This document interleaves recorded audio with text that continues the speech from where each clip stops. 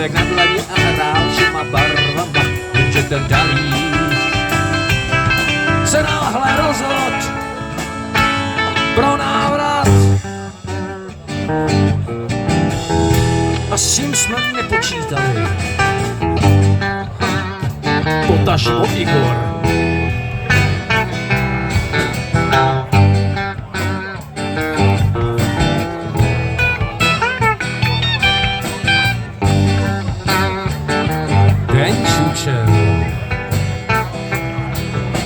Jednou Igor šel proceva do lesa, tak se proslýchá, že už nedýchá. Místo dřeva našel kus kosmického tělesa, bylo jasný, že už nelítá. Po pacakýru se vděl spocený dlaně, odklanul se šitem a pozvedli kráně.